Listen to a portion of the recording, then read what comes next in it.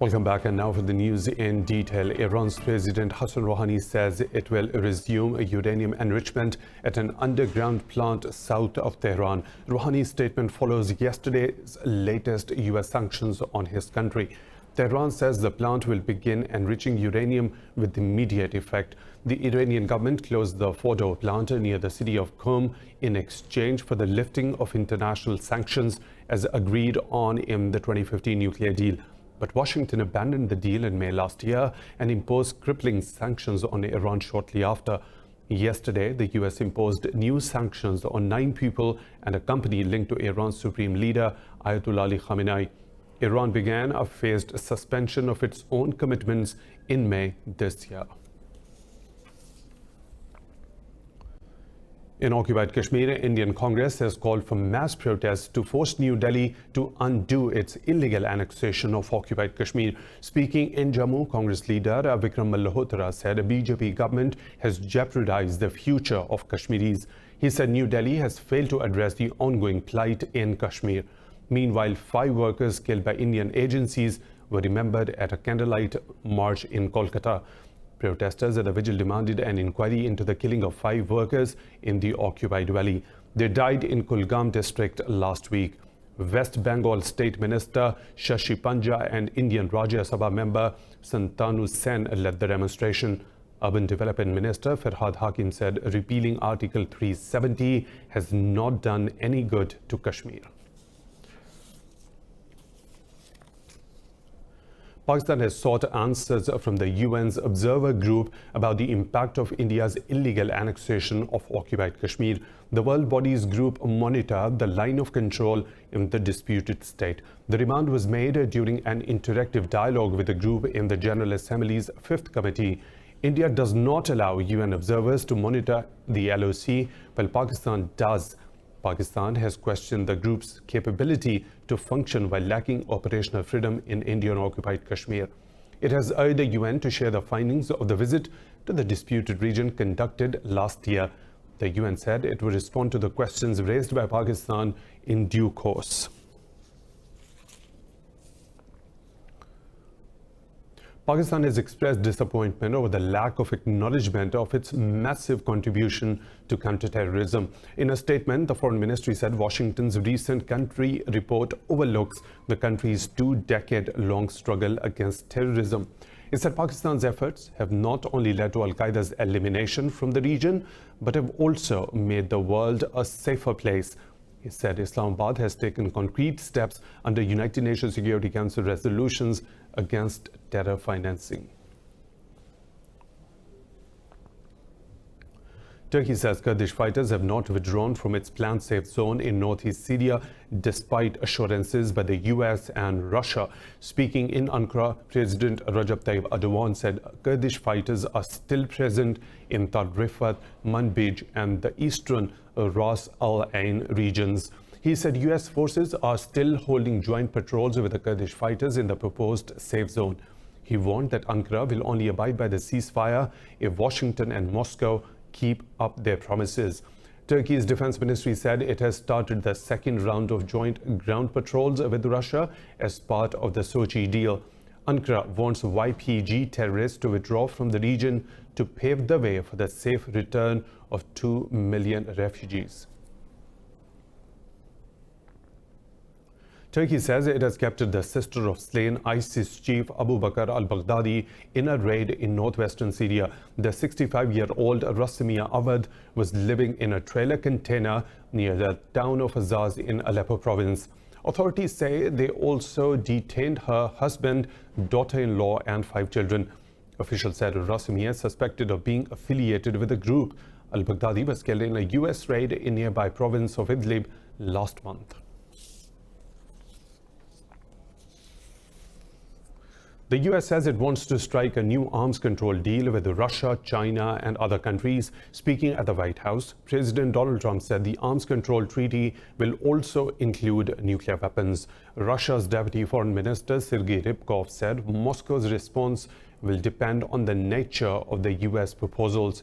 But Trump did not say if Washington will extend the new Strategic Arms Reduction Treaty or New START with Russia. New START is the only nuclear treaty between the US and Russia, and it will end in 2 years. Russian President Vladimir Putin has warned of a new nuclear arms race if Washington fails to extend the pact.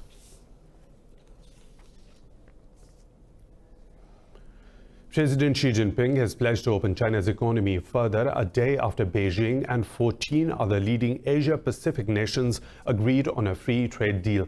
The Chinese president was speaking at the opening session of the China International Import Expo in Shanghai. Speaking amid ongoing trade negotiations between the US and China, Xi Jinping called on the world to knock down walls instead of building them.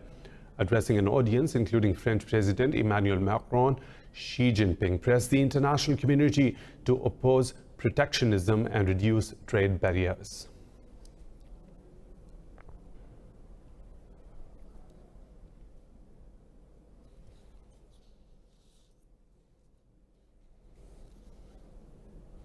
For more on this story, we are joined from Beijing by our correspondent Patrick Fogg. Patrick, thank you for your time. Following the agreement of 15 countries on the RCEP free trade deal in Bangkok yesterday, China looks to have seized the economic advantage over the US and India in Asia. How do you expect that to reflect in China's trade negotiations with the US? Well, certainly this is positive news for China. From the American perspective, it's unlikely to change the negotiations in any meaningful way as far as the Americans are concerned. And we got an idea about this from White House economic advisor Larry Kudlow over the weekend. It is more or less a done deal, the phase one of this trade agreement. He said that the agricultural chapter was virtually completed, and that would include not only an increase in purchases of US farm goods by China, but also the removal of barriers and what he called some sort of difficult regulations that would essentially make it easier for US farmers to access the Chinese market. He said that on currency stability, that was virtually wrapped up. And he also said on the ability for American financial services companies to own 100% of operations in China. He said that was virtually wrapped up as well. So like I say, as far as the Americans are concerned, the deal is more or less done, and all that remains to be done now is for the two sides to come together and sign on the dotted line. From the Chinese perspective, though, we are hearing reports that as part of this deal, the Chinese are expecting the Americans to remove the tariffs that were due to kick in on December 15th. Now, there are reports that have emerged overnight saying that China is now pushing for further tariffs to be removed, specifically some of the tariffs that had been implemented in September. And there is an argument that this may have emboldened China to some extent to push for further concessions. At the end of the day, remember, this RCEP deal, even without India, includes 1/3 of the world's population. So there is an argument that China doesn't need to rely on the US to any extent. But at the same time, China will be wanting some sort of immediate improvement to its economic situation, and that does depend on the US coming to some sort of trade agreements with it. And so it is difficult to see this changing these negotiations in any meaningful way in the short term. With regards to a longer-term agreement, it may have further impact, I suppose. Patrick, the US has responded to the agreement on RCEP by reiterating its commitment to allies in the Asia Pacific and by announcing a special US-ASEAN summit early next year. Has the US been able to maintain the trust of its allies since withdrawing from the Trans-Pacific Pact, or has Trump's unilateralism undermined American influence in the region? Well, the other thing you have to take into account is that the US sent a lower-level delegation to the ASEAN summit this year. So that does send quite a specific message to its ASEAN allies that perhaps it wasn't paying as much attention to the region, even if Commerce Secretary Wilbur Ross, who was attending in Bangkok, insisted that that wasn't the case, and Donald Trump was very much focused on the region. Of course, the US is focused on what's happening around that area, not least because of China's moves in the South China Sea. That is something that ASEAN will be very much concerned about as well, and will want the US to balance China's dominance in the region. So that is, I suppose, why he has reached out for this special summit to take place later on next year, and to show that he is committed to the region still. But certainly the lack of a sort of more senior official being present in Bangkok will have raised some eyebrows, and that is why, of course, some ASEAN nations didn't send their own leaders. Only the leaders of Thailand, Laos and Vietnam attended in Bangkok this time around. Thanks, Patrick. We were talking to our Beijing correspondent, Patrick Falk. Now, moving on, Chinese President Xi Jinping has expressed high trust in Hong Kong's embattled leader, Carrie Lam. Lam met Xi Jinping in Shanghai on a visit to China to attend the second China International Import Expo. It is the first official meeting between the two since anti-government protests began in early June. China's state media says President Xi Jinping fully affirmed the chief executive's response to the unrest that has rattled the city.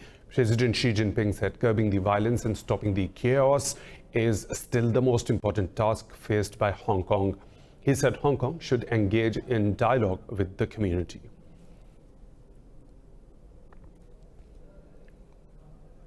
North Korea says its relisting by the US as a state sponsor of terrorism jeopardizes nuclear diplomacy between the two countries. In a statement, North Korean Foreign Ministry said US State Department's terrorism blacklist report is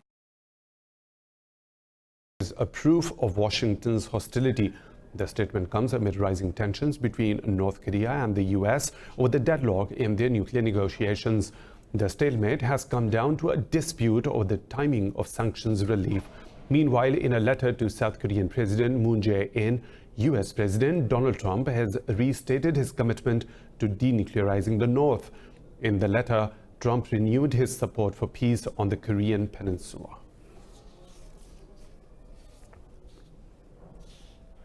The US has formally notified the United Nations of its withdrawal from the Paris Climate Agreement. This makes the United States the only country in the world opting out of the pact. US Secretary of State Mike Pompeo submitted the paperwork to begin the year-long exit process. Pompeo said the agreement had imposed an unfair economic burden on the US. He said Washington has reduced all types of emissions regardless of the climate accord. The Trump administration has also pulled US funding that helps the developing world cut the emissions. The United Nations has warned 680 million people across the world are at risk from tsunamis. In his message for the World Tsunami Awareness Day, UN Secretary General Antonio Guterres has called for improved early warning systems. Guterres said rising sea levels caused by the climate emergency may further exacerbate the destructive power of tsunamis. He said risk reduction will be crucial to efforts to deliver on the world's sustainable development goals. Guterres urged governments, local authorities and the construction industry to pursue risk-informed development and invest in resilience. This year also marks the 15th anniversary of the Indian Ocean tsunami, when over 200,000 lives were lost.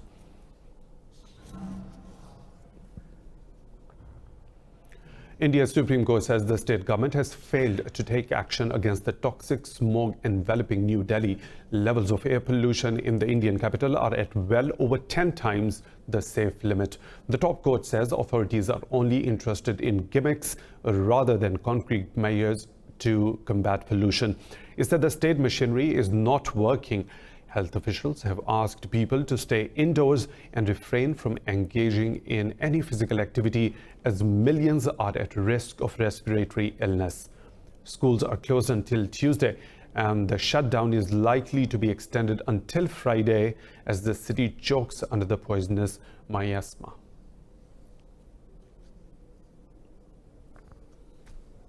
Israeli forces have arrested 12 Palestinians in overnight raids carried out across the occupied West Bank. In a statement, the Israeli military says the individuals were arrested over suspicious activities. However, it gave no details of the offense under which the Palestinians were detained. Nearly 6,000 12,000 Palestinians, including women and children, are currently languishing in Israeli jails.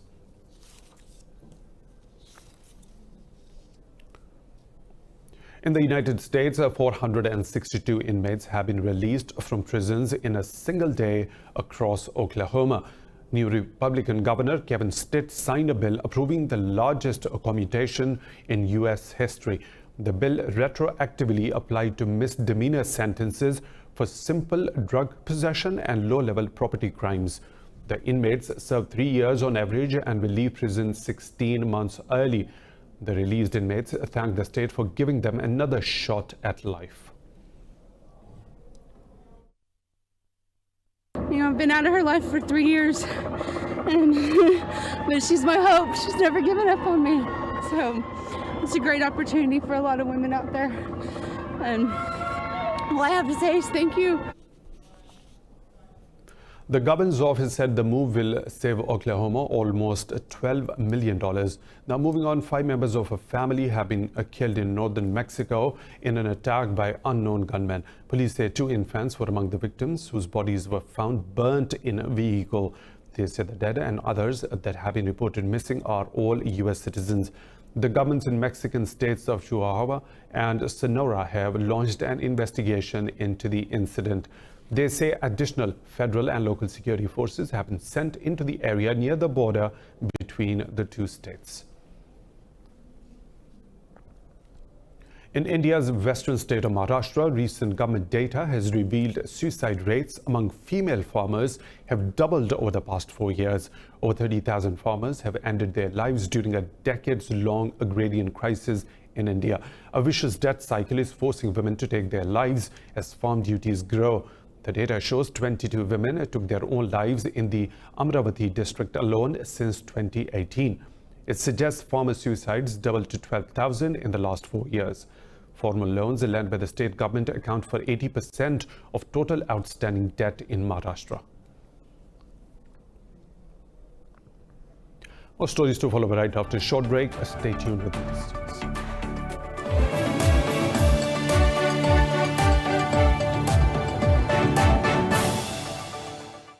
Welcome back. Facebook has unveiled a new logo to distinguish the company from its different acquisitions. The move aims to highlight the parent company, which operates a range of different apps such as Messenger, Instagram, and WhatsApp. The logo features the word Facebook in capital letters, displaying different colors to represent its apps. The social media company plans to use the new logo on the products and marketing materials. In June, it began adding the words from Facebook across each of its properties. China has successfully launched the 49th satellite in its Beidou navigation satellite system. It was launched into space from the Jiashang Satellite Launch Center in southwest Sichuan province. It is the 24th and the last satellite of the BDS-3 system, a global geolocation network. Over 300 research units and tens of thousands of personnel have worked on the project in the last 2 years to complete 16 satellite launch missions. Today's launch was the 317th mission for China's Long March rockets. In eastern Germany, the Urban Culture Project is reviving aging buildings by painting vibrant graffiti and murals. The project hopes to promote social cohesion among residents who are likely to belong to a disadvantaged sectors of society. This report tells you more.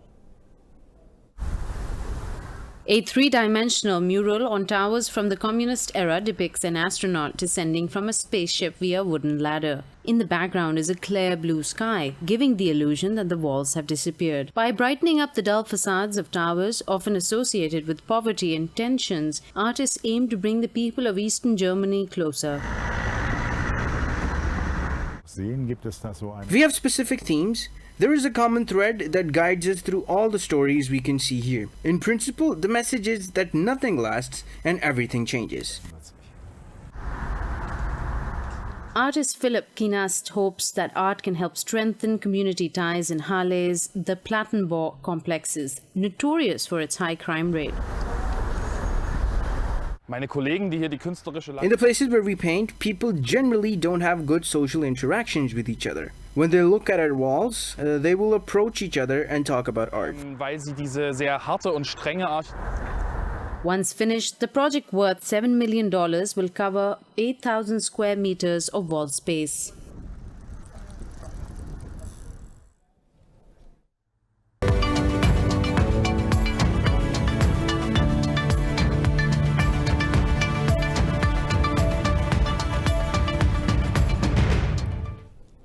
European stock markets are mixed in early trading amid increasingly optimistic that a trade deal will soon be signed between the US and China. Investors have also been reassured by positive US economic data and a strong corporate earnings season. London's FTSE 100 has risen slightly after statistics revealed consumer spending in Britain hit a 6-month high in October. The CAC 40 in Paris and Frankfurt's DAX are both flat. Earlier, Tokyo's Nikkei 225 index led gains in Asia to close nearly 2% up at its highest level in more than a year. The Shanghai Composite surged almost 1% despite services sector activity in China slowing to an 8-month low in October. Hong Kong's Hang Seng also picked up by over 0.5% to close at a 3-month high.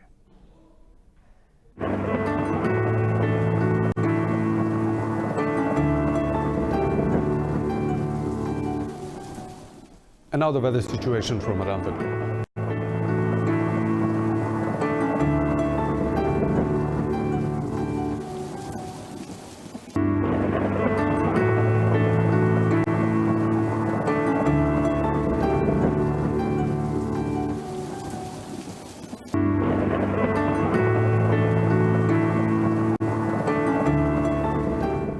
And that's all for now. For the latest updates, you may follow us on social media at Indus News.